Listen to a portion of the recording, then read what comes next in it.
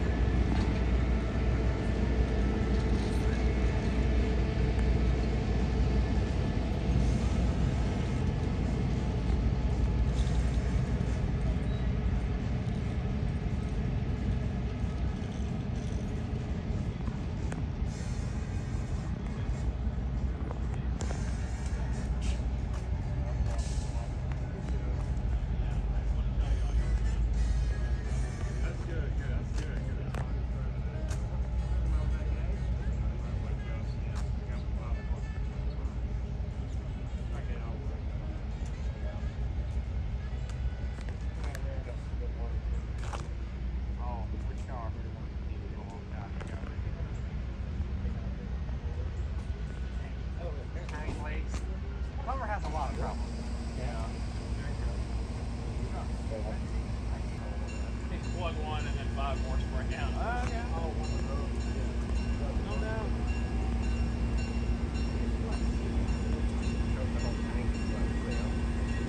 I think you're going to work Friday. No, you're being here. Saturday.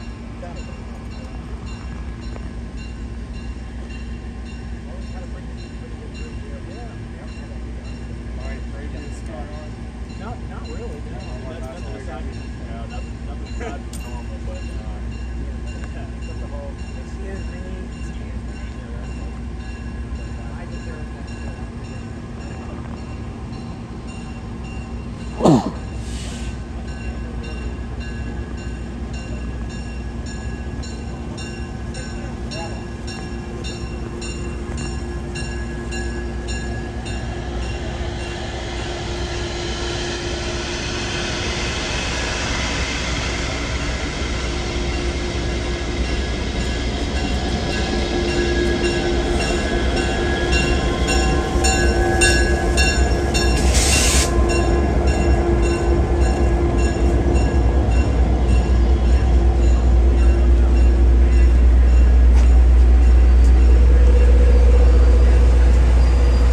Was to go from Knoxville to Dalton on the ET&G, and then is still used today by Southern Railway successor, Norfolk Southern. A little bit about the rail cars on our train today that y'all are riding on. The car at the very front of the train today that I'm speaking from is car number 857. 857 was built in 1947 by the by the Edward G. Budd Company of Philadelphia, Pennsylvania for the Richmond, Fredericksburg, and Potomac Railroad. It was used on trains such as the Silver Meteor, the West Coast Champion, and the Havana Special. The middle car on our train today is car number 1000, built in 1925, and at 98 years old, it is the oldest car on the train. It was built by the Pullman Car and Manufacturing Company in 1925 for the Southern Railway, and it has adjustable windows that can be raised or lowered. And then the car on the very back of the train this morning is car number 661, built in 1947 by the American Car and Foundry Corporation of St. Charles, Missouri for the Central of Georgia Railway. And it was assigned to a train called the Nancy Hanks II, operating daily between Savannah and Atlanta, Georgia, with 8 intermediate stops in between. And even with those 8 stops, the Nancy, as it was commonly known, still averaged a speed of roughly 50 miles an hour, making it at one time the fastest regularly scheduled train in the United States. That train was named after the famous undefeated standardbred racehorse, Nancy Hanks, which in turn was named after Nancy Hanks Lincoln, Abraham Lincoln's mom.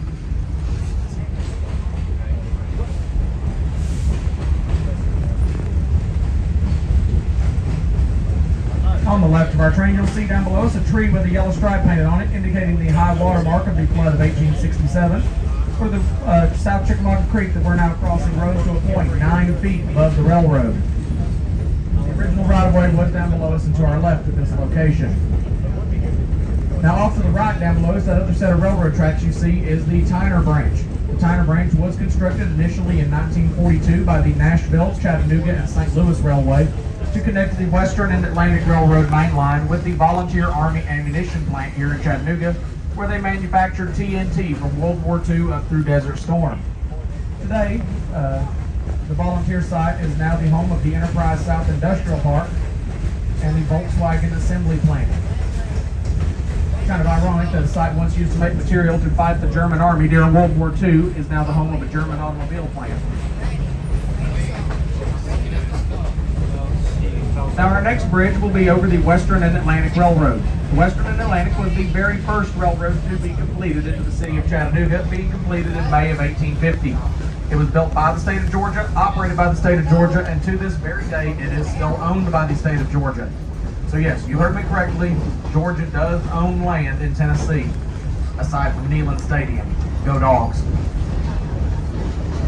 Now when that railroad was first being built, it almost did not make it to Chattanooga. The reason being, it is the Georgia State Railroad. The state of Tennessee didn't exactly like the idea of their neighbor to the south building a railroad across their lines. You can say I really blame them. I wouldn't want my neighbor building a railroad across my backyard either. But that same gentleman I mentioned earlier, Colonel James Whiteside, using his power as a Tennessee state legislator to secured permission for the Western and Atlantic Railroad to cross the state line into downtown Chattanooga, where they built a small yard and station. Now today, though it is still owned by the state of Georgia, the Western and Atlantic is now operated by CSX Transportation under a lease from the state as their Atlanta to Chattanooga main line, and they dispatch it from their headquarters in Jacksonville, Florida. Now in April of 1862, the Western and Atlantic Railroad was the target of Union sabotage. It was actually the target on more than one occasion, but the most famous example of an attempted sabotage on that railroad was in April of 62. 24 Union spies under the command of a civilian named James Andrews began working their way south out of Shelbyville, Tennessee, between here and Nashville, with plans to destroy that railroad. They left Shelbyville on April 7th. Along their way south, two men had to drop out and join Confederate units near Jasper, Tennessee, as they were suspected of being Union spies. Then on the morning of their planned raid, April 12th, two other men overslept and missed their train ride north. Some 18 soldiers and 2 civilians in this raiding party boarded a northbound passenger train in Marietta, Georgia, behind a steam locomotive named General. They rode the train north to Big Shanty, today Kennesaw, and it was a breakfast stop for the crew as well as the passengers. While the crew and passengers were next door to the depot in George Lacey's hotel scrubbing their faces, these men uncoupled the passenger cars and they illegally absconded with the locomotive General and 3 freight cars. And they began running north up the W&A Railroad, tearing up track, cutting telegraph wire, and attempting to burn bridges. The one thing they did not count on, however, was a very stubborn conductor by the name of William Fuller. He started off chasing his stolen train, first by foot, then on push carts, and then on a succession of 3 separate locomotives, finally commandeering a locomotive named Texas near Adairsville, Georgia. Now, Texas was facing south, so for its duration in the chase, it had to run in reverse. And it was being ran in reverse at speeds approaching 60 miles an hour on a railroad regulated for 15 miles an hour. I think Conductor Fuller was just a little bit mad. Well, he stayed so close that these raiders didn't have enough time to complete their sabotage or take on enough fuel and water to make it to Chattanooga. And the General quite literally ran out of steam 2 miles north of Ringgold, Georgia. The raiders abandoned the engine and fled into the nearby woods, and within a week, all 24 of these men were captured. They were imprisoned here in Chattanooga, court-martialed in Knoxville, and then 8 of them were hanged as spies in Atlanta. Those 8 men are today buried in Chattanooga's Veterans Cemetery, which is the oldest national cemetery in the United States and second largest only to Arlington. The rest of the raiders either escaped from their prison cells or were paroled back to the north in a prisoner of war exchange in 1863. And of these 24 men, 19 of them became the very first recipients of the Medal of Honor, our nation's highest military award, with the very first one in history being awarded to Private Jacob Parrott. For more information on this event, commonly known as the Great Locomotive Chase, or formerly as the Andrews Raid, I encourage you to pick up a copy of the book Stealing the General by Russell Bonds, or visit the Southern Museum of Civil War and Locomotive History in Kennesaw, and you can see the Locomotive General sitting about 500 feet from where it was stolen on that eventful day in 1862. There have also been a couple of movies made about it. One of my favorites is Walt Disney's 1956 film, The Great Locomotive Chase, starring Fess Parker and Jeffrey Hunter. Now in just a minute, you'll hear the engineer begin to sound that horn on the locomotive. The horn means we are on approach to our tunnel. This tunnel is 986 feet long, and it was completely hand-dug. No blasting at all was done during its construction that we can determine from historic records. 2 crews began digging in 1856, breaking through the middle in 1858, only 3 inches off center side. Officially dedicated on August 9, 1859, and named Whiteside Tunnel for Colonel James Whiteside. And for those of you in our open-air car, anything you want to take home with you, hands on pets, cameras, children, in-laws, etc., please keep it inside the windows, as there are places where there is less than a foot of clearance on either side of the train. Now, on September 21st, 1890, steam locomotive number 419 on what was then the East Tennessee, Virginia, and Georgia Railroad was approaching this tunnel from the Chattanooga side, headed for Atlanta. And as they approached the tunnel, the locomotive, due to crew incompetence and other contributing factors, ran out of water in its boiler, and it caused the boiler on that locomotive to explode. It killed the engine crew, destroyed the engine. But being only about 3 years old at the time, number 419 was rebuilt and returned to service. In the early 1900s, it was renumbered as Southern Railway number 107, and it would continue to operate for the Southern and later for the Knoxville, Sevierville, and Eastern Railroad into the late 1950s. Today, that locomotive can be found on display in downtown Pigeon Forge, Tennessee, sitting on the parkway dressed up as Dollywood Express, number 107. serving as a billboard for that Smoky Mountain theme park. We're about to go through the tunnel, 986 feet of pure history. If you're afraid of the dark, just close your eyes. It is tunnel time in Tennessee.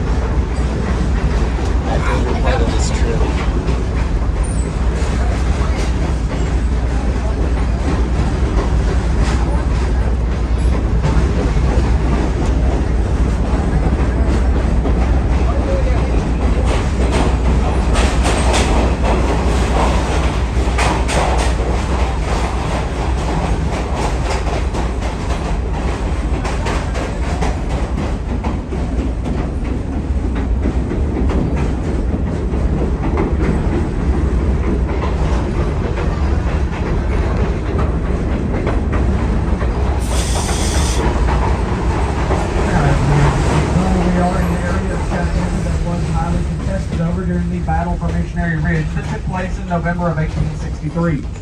Now, the Confederate army, the city of Chattanooga at that time was firmly under the control of the Union Army and guarded by General Joseph Hooker, George Thomas, Ulysses S. Unconditional Surrender Grant, and William T. Sherman.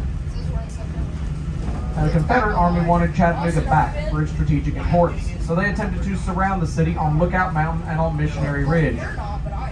General Joseph Hooker and the Army of the Cumberland first turned their attention on November 24, 1863 to Lookout Mountain, defeating the Confederate Army there in what became popularly known as the Battle Above the Clouds. Next day, November 25, 1863, they turned their attention to Missionary Ridge and Confederate Generals Braxton Bragg and Patrick Cleburne. Now, the first assault on the ridge was with troops under the command of General W.T. Sherman, and they were repelled by Confederate forces. General Sherman then let his men know his displeasure on their failure with words of astonishing vivacity, which tells me I would not have wanted to have been on the receiving end of that butt chewing. The second assault on the ridge began with troops under the command of General George Thomas, and it was actually unauthorized. They finally just had enough and started attacking the ridge. And General Grant and General Thomas observed this assault beginning, and mind you, these two men were not on the best terms with each other at this point. And General Grant remarks, "Mr. Thomas, did you authorize that assault on Missionary Ridge?" Which General Thomas responds, "Sir, I did not." General Grant then says, "For your sake, Mr. Thomas, it had better work." And it did. Ultimately, the Union Army was successful at Missionary Ridge, capturing the ridge and forcing the Confederate Army to flee south back towards Atlanta, pursued in early 1864 by General Sherman and his box of matches as he began his Atlanta campaign and the March to the Sea. Now, during the assault on Missionary Ridge, a young lieutenant colonel, later lieutenant general by the name of Arthur MacArthur, led his Wisconsin regiment up the side of the ridge with the shout of "On Wisconsin," which is today one of their state mottos. For his actions at Missionary Ridge, he also seized the regimental colors from a fallen comrade, I might add. And for his actions at Missionary Ridge, MacArthur would be awarded the Medal of Honor. Now, some years later, during World War II, his own son, General Douglas MacArthur, would be awarded the same medal for his actions in the Philippine campaign. They are one of only two known father-son duos to have both received the Medal of Honor, with the other duo being President Theodore Roosevelt and his son Theodore Jr. Right. It just doesn't have to say whatever he wants from him. It doesn't have to say what. We're now approaching our destination of East Chattanooga. Once the train comes to a stop, we invite you to exit with us and join us down at our turntable. We're going to take the locomotive off the train. We're going to put it out on the turntable and spin it around so it faces the opposite direction for our return trip to Grand Junction. Following which, there will be a look inside our restoration and repair shop here at East I Chattanooga. don't recall, honestly. Our East Chattanooga depot will also be open as well, with snacks and souvenirs available for purchase, including glass bottled Coke products made locally here in Chattanooga, Summer and Dixie by Confederate Railroad. We were videos by the WTM Blues Band. We were featured in Trying to Stop Your Leaving by Dirk Bentley, and also one of my personal favorites, Long Black Train by Josh Turner. Just a snippet of the different videos we've been involved in over the years. I don't quite have the time to go into all of them here today. We'll talk to you again a little bit more when we get a look at